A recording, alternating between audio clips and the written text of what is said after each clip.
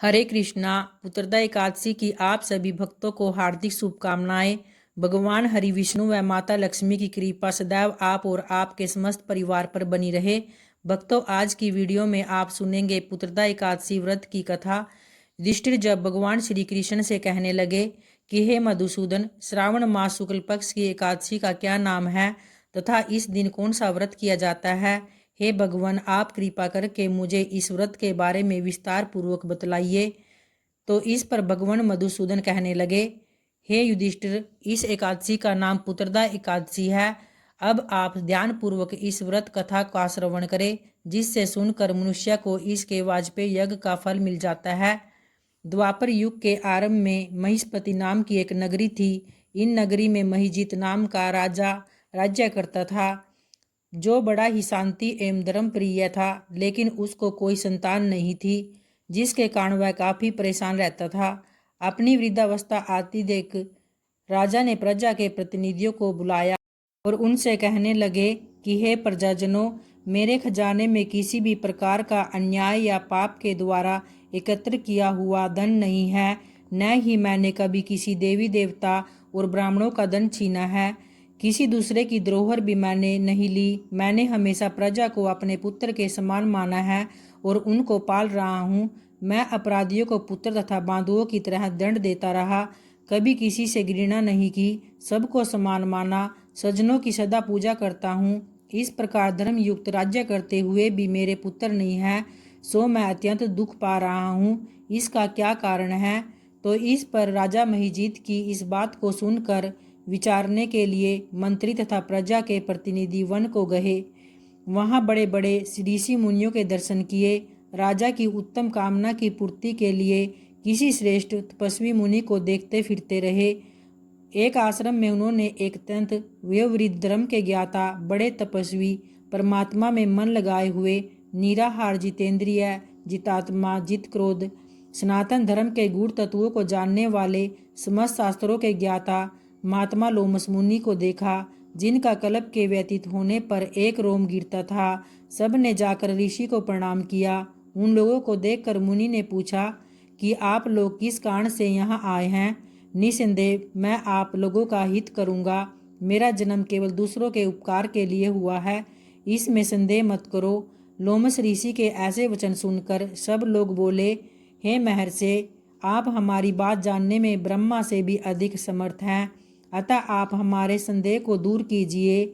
महिष्मतिपुरी का धर्मात्मा राजा महिजीत प्रजा का पुत्र के समान पालन करता है, फिर भी वह पुत्रहीन होने के कारण दुखी है। उन लोगों ने आगे कहा कि हम लोग उसकी प्रजा हैं, अतः उसके दुख से हम भी दुखी हैं। आपके दर्शन से हमें पूर्ण विश्वास है कि हमारा यह संकट अवश्य दूर हो जाएगा, क्योंकि महान पुरुषों के दर्शन मात्र से अनेक कष्ट दूर हो जाते हैं। अब आप कृपा करके राजा के पुत्र होने का उपाय हमें बतलाइए। यह वार्ता सुनकर ऋषि ने थोड़ी देर के लिए नेत्र बंद किए और राजा के पूर्व जन्म का वृत्तांत जानकर कहने लगे कि यह राजा पूर्व जन्म में एक निर्धन वैश्य था। निर्धन होने के कारण इसने कई बुरे कर्म किए हैं। यह एक गांव से दूसरे गांव व्यापार करने जाया करता था। एक समय ज्येष्ठ मास के शुक्ल पक्ष की द्वादशी के दिन मध्याह्न के समय वह 2 दिन से भूखा प्यासा था, एक जलाशय पर जल पीने गया। उसी स्थान पर एक तत्काल की ब्याई हुई प्यासी गौ जल पी रही थी। राजा ने उस प्यासी गाय को जल पीते हुए उठा दिया और स्वयं जल पीने लगा, इसलिए राजा को यह दुख सहना पड़ा है। एकादशी के दिन भूखा रहने से वह राजा हुआ और प्यासी गौ को जल पीते हुए उठाने के कारण पुत्र योग का दुख सहना पड़ रहा है। ऐसा सुनकर सब लोग कहने लगे कि हे ऋषि, शास्त्रों में पापों का प्रायश्चित भी लिखा है, अतः जिस प्रकार राजा का यह पाप नष्ट हो जाए, आप ऐसा उपाय हमें बताइए। लोमस मुनि कहने लगे कि श्रावण शुक्ल पक्ष की एकादशी को, जिसे पुत्रदा एकादशी भी कहते हैं, तुम सब लोग व्रत करो और रात्रि को जागरण करो, तो इससे राजा का यह पूर्व जन्म का पाप अवश्य नष्ट हो जाएगा। साथ ही राजा को पुत्र की अवश्य प्राप्ति होगी।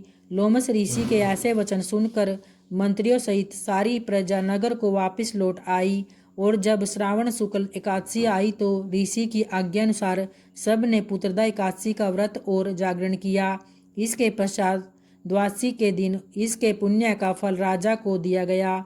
उस पुण्य के प्रभाव से रानी ने गर्भधारण किया और प्रसव काल समाप्त होने पर उसके एक बड़ा तेजस्वी पुत्र उत्पन्न हुआ। इसलिए हे राजन, इस श्रावण शुक्ल एकादशी का नाम पुत्रदा पड़ा। अतः संतान सुख की इच्छा हासिल करने वाले इस व्रत को अवश्य करे। इसके महात्म्य को सुनने से मनुष्य सब पापों से मुक्त हो जाता है और इस लोक में संतान सुख भोग कर परलोक में स्वर्ग को प्राप्त होता है। इसलिए हे राजन, इस श्रावण शुक्ला एकादशी का नाम पुत्रदा एकादशी पड़ा। अतः संतान सुख की इच्छा रखने वाले प्रत्येक दंपति को इस व्रत को अवश्य करना चाहिए। इसके महात्म्य सुनने मात्र से सभी प्रकार के पापों से मनुष्य को मुक्ति मिल जाती है और इस लोक में संतान सुख भोग कर परलोक में स्वर्ग की प्राप्ति होती है। तो प्रेम से बोलिए भगवान श्री हरि विष्णु की जय, माता लक्ष्मी की जय।